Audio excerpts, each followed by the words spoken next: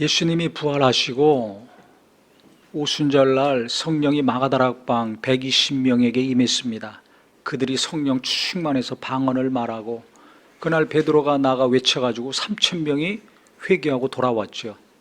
그래서 그들이 은혜 가운데 모이기를 힘쓰고 날마다 식사하고 교제하고 기쁨과 순전한 마음으로 아주 신앙생활을 잘했습니다. 얼마나 잘했는지 세상에 나가서 일하는데 세상 사람들에게 칭찬을 받을 정도로 변화된 삶을 살았습니다. 굉장히 은혜를 많이 받은 거죠. 그러니까 진짜 은혜를 많이 받으면 교회에서만 예배하고 잘하는 것이 아니라 학교에 가서, 직장에 가서, 집에 가서 변화된 삶을 삽니다. 그러니까 가정에서 칭찬받고, 직장에서 칭찬받고, 세상에 나가서 사람들 만나 일하면서 칭찬받는 사람이 됐을 때 예수 제대로 믿는 사람입니다. 그러니까 내가 어떻게 살고 있는지 우리를 잘 봐야 되겠죠. 교회에서만 은혜 받고 눈물 흘리고 주여 주여 큰 소리 칠 것이 아니라 과연 내가 가정에서, 일터에서, 학교에서 내 주변 사람들이 나를 어떻게 보고 있는가. 교회에서만 믿음 좋은 사람이 아니라 세상에 나가서도 칭찬받는 저와 우리 모두가 되기를 바랍니다. 그게 안 되니까 어려움이 많죠. 근데 이 성령 받은 초대교인들, 예루살렘 교인들은 교회에서 모여서 은혜 많이 받고 나가서도 그렇게 선한 영향력을 미쳤습니다. 그러니까 구원받는 자들을 하나님이 계속 보내주셨어요. 3,000명이 5,000명이 되고 5,000명이 셀 수 없는 허다한 무리가 됐습니다. 그러니까 예수를 죽이고 핍박했던 유대 지도자들이 가만히 있겠습니까? 핍박의 강도를 더 높여가지고 결국은 요한의 형제인 야고보를 죽였습니다. 그 다음에 베드로를 잡아서 옥에 가뒀습니다. 근데 베드로가 옥에 갇혔을 때 어느 정도였냐면 그냥 옥에 가두면 되는데 손발 쇠사슬을 2군데 묶었다고 성경에 나와 있죠. 손과 발인 것 같아요. 꼼짝 못하게 해놓고 또 병사 둘을 옆에 보초로 세웠습니다.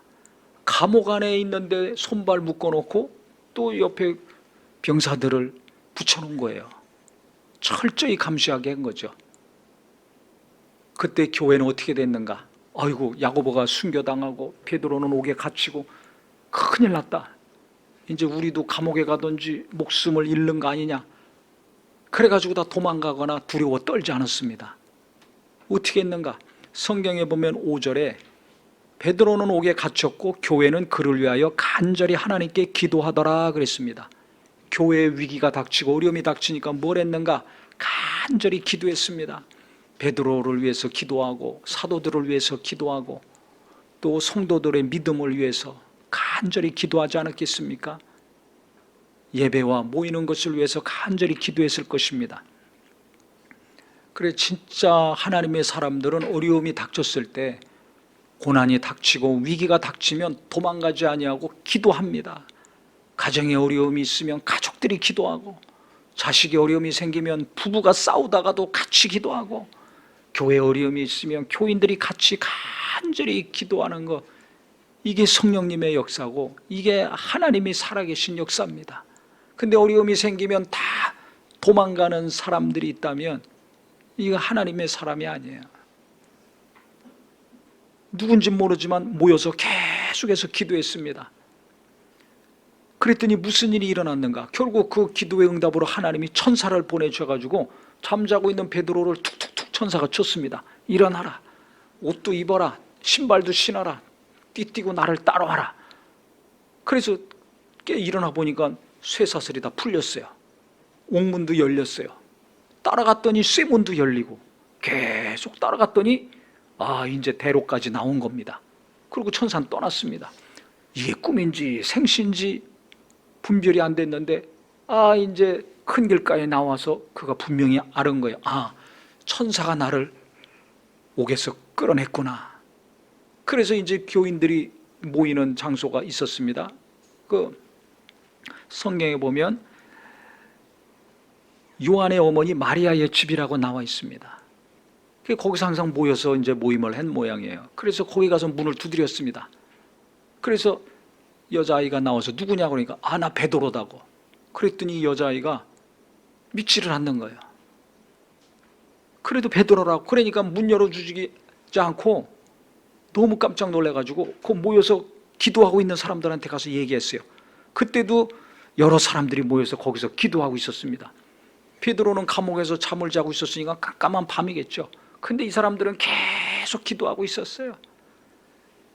그래 가서 얘기했더니 이 기도하던 사람들이 뭐라고 했습니까? 성경에 보니까 15절에 그들이 말하되 내가 미쳤다 하니 그랬습니다. 너 미쳤냐? 지금 베드로 감옥에 있는데 어떻게 지금 여기 와 있어? 무슨 소리 하는 거야? 이렇게 생각했습니다. 그러니까 자기들이 기도했지만 베드로가 풀려 나올 거라는 거 전혀 상상을 못했습니다. 야고보처럼 순교당하지 않을까 이렇게 생각했을지도 몰라요.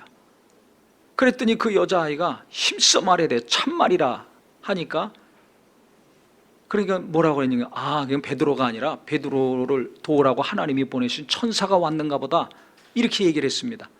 그 당시는 예수를 믿으면 하나님 믿으면 하나님이 그 사람을 돕는 천사들을 보내주신다고 그렇게 생각들을 했었거든요. 그래서 천사가 왔는가 보다 그랬는데 베드로가 계속 문을 두드리는 거예요. 계속 문을 두드리니까 결국 문을 열어줘서 들어왔지 않습니까? 그래서 이 사람들이 베드로를 보고 반응을 어떻게 했는가? 성경에 나와 있죠. 베드로를 보고 놀라는지라 그랬습니다. 깜짝 놀랐습니다. 기도는 했지만 기도 응답이 이렇게 올 줄은 상상을 못한 거예요.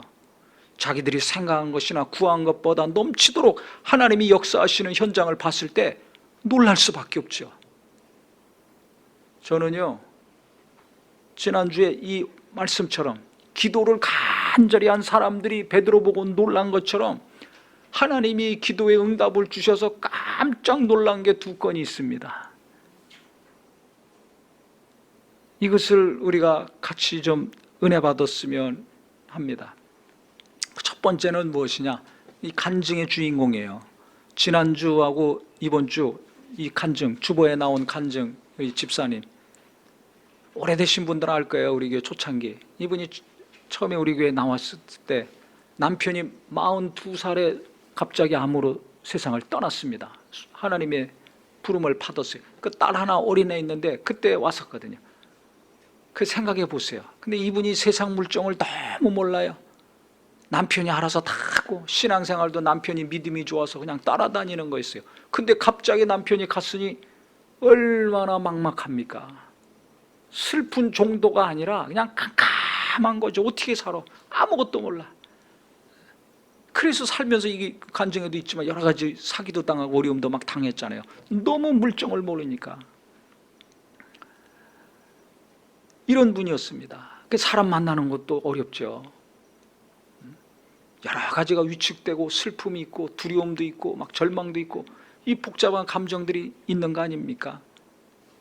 그래서 교회 나오다가 또 안 나오다가 그랬는데 그 어려운 가운데서 하나님의 은혜를 많이 주셔서 회복시켜 주신 분이 자기가 고난을 겪다 보니까 어려운 사람이 생각나고 또 이분도 감동이 돼서 그때 목장 모임을 하던 집사님 생각이 나서 연락을 한 거예요. 그래서 공식적인 우리 교회 목장 말고 다른 별도의 특별한 목장을 만들었었습니다. 몇 년 전에. 그래서 이분들이 거기서 같이 교제하고 모임을 했던 거예요. 코로나 기간 동안에 또 인터넷으로 우리 교회 예배를 계속 하고, 그러니까 교회 나가기도 싫고 사람 만나기도 어렵고 한 상황이지만 예배를 통해서 계속 말씀을 듣고 무엇보다 성도들을 통해서 계속 교제하고 같이 기도를 받다가 기도하기 어려운 분이 기도가 되기 시작했고 성경 보기 어려운 분이 성경 보는 게 시작이 되고 또 기도하고 성경을 보면서 하나님께 대한 갈망이 생기면서 말씀을 깨달아가고 하면서 삶이 바뀌기 시작해가지고 지금은 그 이전의 삶과 완전히 바뀐 사람이 됐어요. 어느 정도냐면 제가 얼마 전에 통화를 했는데 목소리가 완전히 바뀌었어요. 그러니까 간증이 막 나오는 거예요. 이건 일부만 지금 나온 건데요. 어느 정도냐? 지금 그분 때문에 기존의 신앙생활 잘하던 분들이 도전을 받아가지고 기도에 대한 도전, 성경 보고 은혜 받는 것에 대한 도전, 하나님을 사모하고 열망하는 것에 대한 도전을 받고 있는 정도입니다. 그리고 어떻게 이렇게 사람이 바뀔 수 있는가 깜짝 놀랐습니다. 목소리부터 그냥 생기가 넘쳐요. 목소리가 아주 생생해. 야, 제가 너무 놀랐습니다. 제가 그때를 아니까 지금의 그 집사님과 그때의 집사님과 완전히 딴 사람이 된 거예요.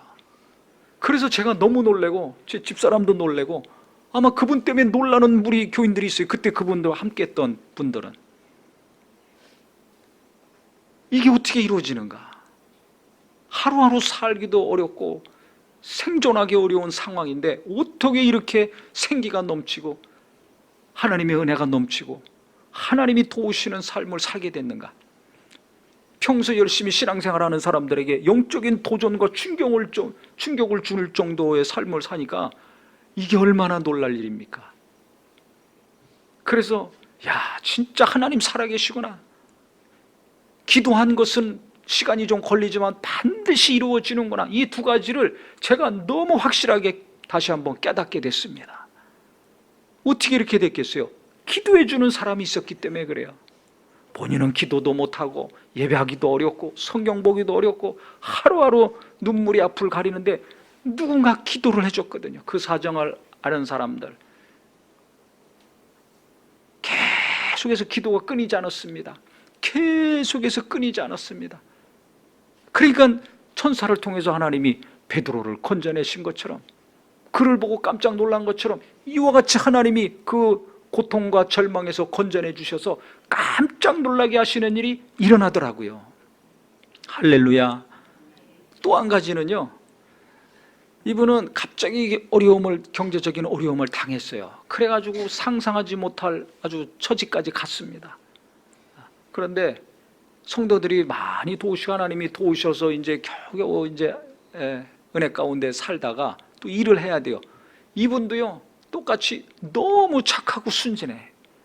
근데 아시다시피 착하고 순진한 사람들 특징이 있습니다. 그게 뭡니까? 너무 세상을 모르는 거죠. 아무것도 몰라. 그래서 남편이 맨날 가르치는 거예요. 맨날 뭐라고 하고 그렇게 살았어요. 아유, 근데 그 어려운 가운데 그럼 남편이 좀 바뀌면 괜찮은데 믿음이 없습니다. 안 바뀌는 거예요. 그 고생은 아내가 다 하고, 그러니까 아침부터 밤늦게까지 일하니까 얼마나 힘듭니까? 그럼 남편이 좀 도움이 돼야 되는데 한마디 하면 또 막 쏟아내니까 이게 그냥 부글부글 온도가 올라가 가지고요, 얼마 전에 전화가 왔어요. 더 이상 못 살겠다고, 이혼해야 되겠다고. 깜짝 놀랐죠. 그런 말 할 사람이 아니거든요. 왜? 너무 착하고 순진하니까. 근데 아무리 착하고 온유하다 할지라도 이게 온도가 막 올라가고 삶은 힘든데 그냥 막 계속 속 뒤집어지게 하니까 갈 때까지 가가지고요, 터진 거예요. 이제 난 도무지 못 살겠다. 이 남편하고 나 이혼해야 되겠다고.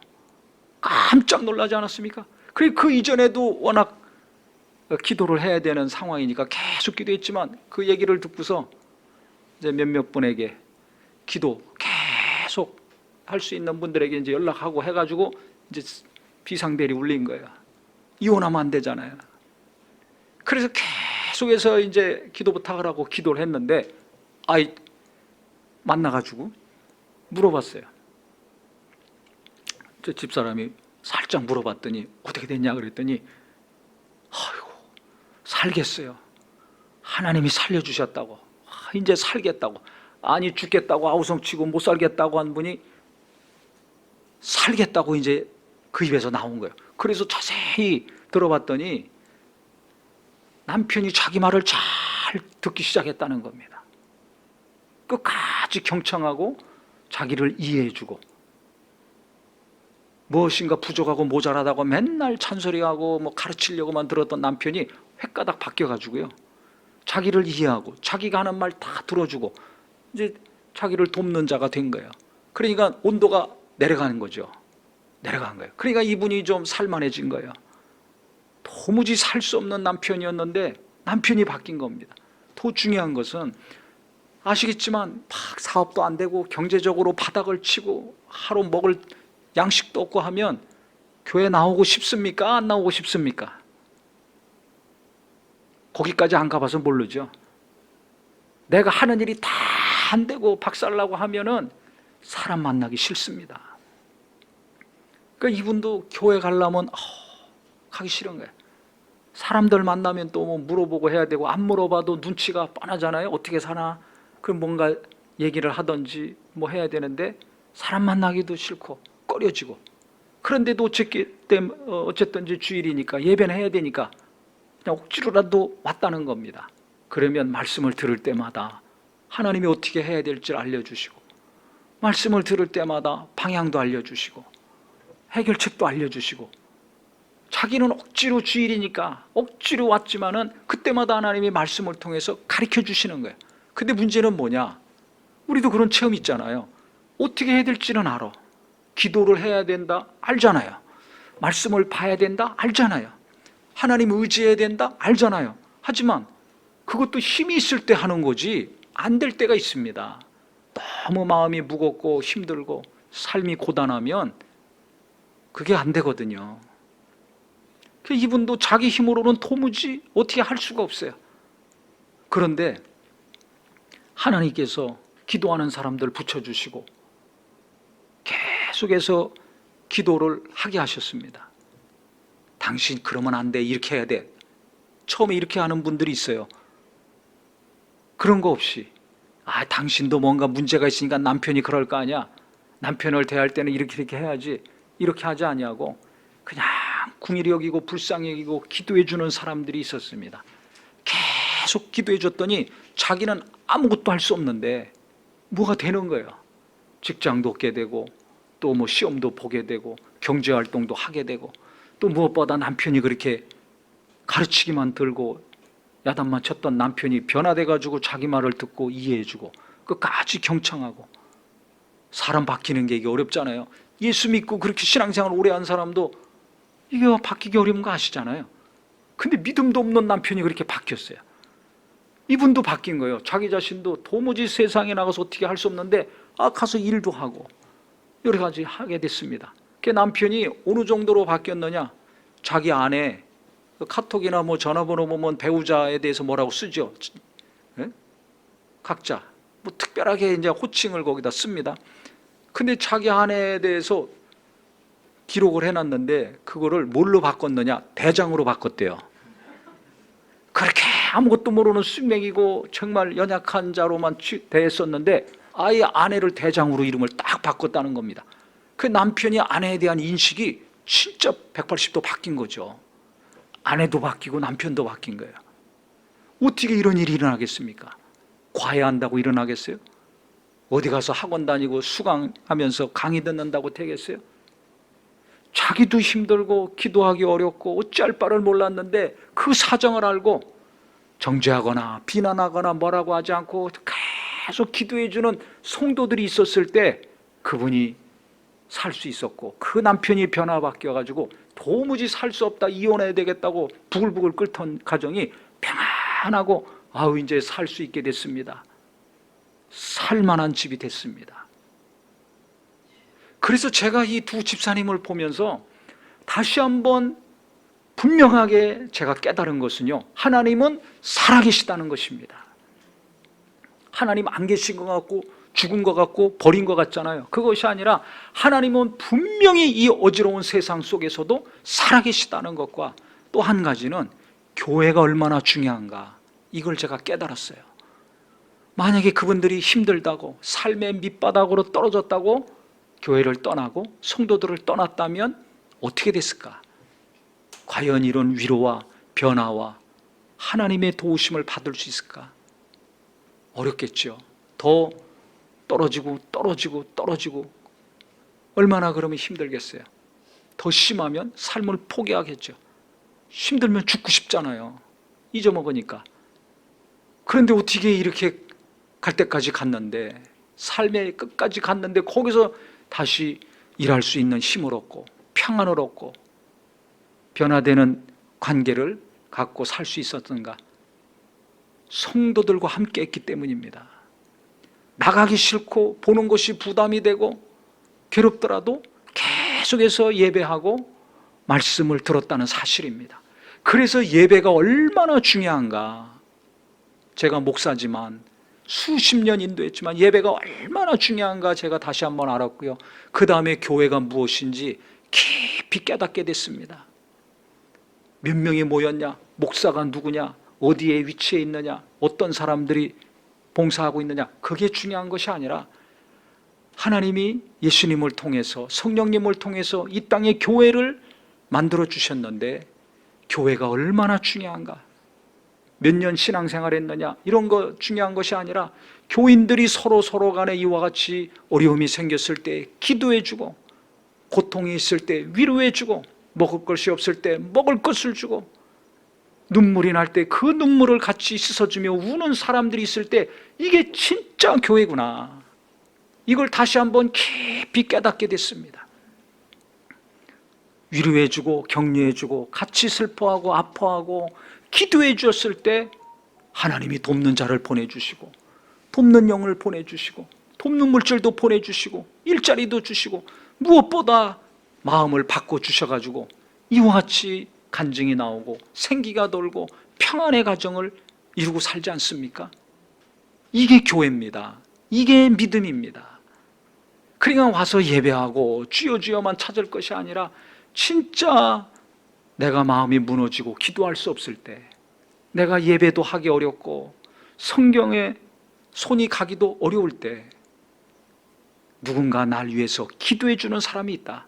누군가 나는 할 수 없지만 나의 연약함을 위해서 정죄하지 않고 비난하지 아니하고 나를 위해서 계속 주님과 같이 불쌍히 여기는 마음으로 기도해 주는 사람이 있다는 걸 꼭 믿으시고 위로받으시기를 바랍니다. 주님이 나를 위해서 뭐라고 안 하잖아요. 계속 말씀드리지만 나는 뭔가 좀 내 눈에 안 맞으면, 내 생각과 안 맞으면 잔소리가 나오든지 비난이 나오든지 당장 정죄가 나오지 않습니까? 그래서 막 가르치려고 들지 않아요? 당신 이렇게 해야 돼, 저렇게 해야 돼, 너는 이렇게 해야 돼, 저렇게 해야 돼. 배우자나 부모나 자식을 향해서, 아니면 교인을 향해서도 그럴 때가 많은데요, 주님은 그렇게 안 하시잖아요. 계속해서 내가 깨닫고 돌이킬 때까지 인내하며 기도해 주시잖아요. 우리가 언제 바뀝니까? 내가 깨달아야 바뀝니다. 수십 년 걸려서 깨닫는 것이 있고 몇 년 걸려 깨닫는 것이 있지 않습니까? 그러니까 그때까지 성령님도 탄식하며 내 연약함을 위해서 기도해 주시고 있고, 예수님도 그렇게 하고 있어요. 그러니까 그런 사람들이 많을 때 이와 같이 누군가가 위로받고 고통과 슬픔과 절망에서 건진받는 역사가 계속 일어나더라고요. 그게 감사한 건 우리 교회에 그런 분들이 많다는 게 너무 고마운 거예요. 너무 감사한 거예요. 목사가 특별히 잘나서 그런 일이 일어나겠습니까? 주님과 같이, 성령님과 같이 불쌍히 여기면서 위로해주고 기도해주고 격려해주고 또 기도해주고, 더 어려움이 생기면 또 계속 또 간절히 기도해주고, 이름도 빛도 없이 계속 기도하고 또 기도하고 기도하는 성도들이 있을 때 결국 베드로가 성도들의 간절한 기도를 통해서 이와 같은 이적을 체험하고 기도했던 사람들이 깜짝 놀랄 정도의 일이 일어난 것처럼, 아니 목사가 놀라고 사모도 놀라고 교인들이 깜짝 놀라는 일이 일어나더라고요. 이것은 2000년 전에 초대교회만 일어난 것이 아니라 지금도 기도하는 자들이 있을 때, 앞으로 어떤 세상이 오든지 계속 우리가 기도해주고 또 기도를 받을 때 이와 같이 깜짝 놀라는 일이 일어날 것입니다. 그래서 우리 성도님들 아무리 어렵고 힘들더라도 예배는 절대 멈추지 마시기를 바랍니다. 또 어려울 때 자존심 체면 때문에 그냥 혼자 끙끙거리지 마시고요, 마음을 열고 성도들과 함께 고통을 나누고 슬픔을 나누고 아픔을 나누시기 바랍니다. 그래야 마음이 가벼워지고요, 기도해 주는 사람이 있을 거 아니에요. 아니까 기도를 해주는 거예요. 모르면 못합니다. 그래야 아니까 계속해서 교인들이 어떤 어려움이 있는가 알고 또 묻고 해서 계속 기도를 해주니까 이와 같은 놀라운 반전의 역사, 간증의 역사, 슬픔 속에 있는 분들이 슬픔에서 벗어나고, 베드로만 감옥에서 나온 것이 아니라 절망과 눈물과 분노 속에 있는 분들이 거기서 벗어나서 하나님께 감사하는 역사가 일어나는 것입니다. 그래서 우리 성도님들이요, 청년도 그렇고 우리 장년들도 그렇고 목장에서 자기 어려운 거 털어놓으세요. 창피한 거 아닙니다. 나누세요. 마음이 가벼워질 것입니다. 그러면 교인들이 위로해주고 격려해주고 기도를 계속 해줍니다. 그때 언젠지 모르지만 어떤 것은 몇 달 만에, 어떤 것은 몇 년 만에, 어떤 것은 몇십 년 만에 응답이 이렇게 옵니다. 그래서 저는 최근에 이 소식들, 두 분의 소식을 듣고 보면서요, 야, 진짜 하나님 살아계시구나. 또 교회에 속해서 성도들과 함께 예배하면서 기도하고 삶을 나누고 소그룹 안에서, 목장 안에서 함께하는 것이 이게 얼마나 중요한가. 교회가 중요하다는 걸 새삼 깨닫게 됐습니다. 그래서 건물이 있고 성도들이 있고 목사가 있는 게 교회가 아니라 진짜 어려우면 주님과 같이 불쌍히 여기며 기도해 주는 사람, 성령님과 같이 탄식하며 같이 눈물을 흘리며 애통해하며 기도해 주는 곳이 바로 교회라는 것을 아셔서 어려우면 어려울수록 더 하나님께 가까이 하시고, 성도들과도 내 생각, 내 감정은 만나기 싫고 거리 두고 싶지만 그 생각 거꾸로 행동하시기 바랍니다. 그래서 우리 모든 성도님들, 베드로만 이와 같이 건진받는 역사가 아니라 우리 간증했던 분들, 오늘 설교에 말씀드렸던 분들만 그렇게 하나님의 도움 받는 것이 아니라 내가 그와 같이 건진받고 내가 그와 같이 하나님이 도와주시는 삶이 되기를 예수 이름으로 축원합니다. 우리 자녀들도 마찬가지예요. 자녀들 보면 그냥 한숨이 절로 나오는 자식들이 있죠. 어느 집이나 그런 자식들이 있습니다. 그런 가족이 있습니다. 계속 기도하면 나중에 변화시켜 주시더라고요. 이래라 저래라 할 거 없이 어느 정도 나이가 먹으면 다 어떻게 살아야 될지 압니다. 근데 자기도 안 되는 거예요. 우리가 기도해야 되는지 알면서 기도 못 하잖아요. 성경 봐야 되는지 알면서 못 볼 때가 얼마나 많습니까? 한 것처럼 그 자녀들도 그런 겁니다. 그러니까 자식이건 부모건 형제건 간에 우리가 계속 기도하고 또 기도하고 그 연약함을 위해서 불쌍히 여기면서 계속 기도한다면 자녀들이 바뀌어서 부모가 깜짝 놀라고 또 부모와 형제 자매들이 변화돼 가지고 깜짝 놀라는 날이 반드시 올 것입니다. 그 속썩이는 자녀 때문에 위로받고 기뻐하고 감사하는 날이 반드시 옵니다. 진짜입니다. 그래서 우리 성도님들 기도합시다. 기도를 일평생 내가 멈추지 말아야 되겠다. 짧은 시간이라도 정말 어디서든지 간에 우리가 계속 기도할 때 하나님은 들으시고 반드시 응답해 주실 것입니다. 그래서 우리 성도님들 괴로워만 하지 마시고 기도하는 입술이 되시고, 나 혼자 기도하기 어려우면 어려움을 나누셔서 기도 부탁하셔가지고요, 꼭 하나님께서 도우시는 은혜가 각각의 가정마다 임하기를 예수님의 이름으로 축복합니다.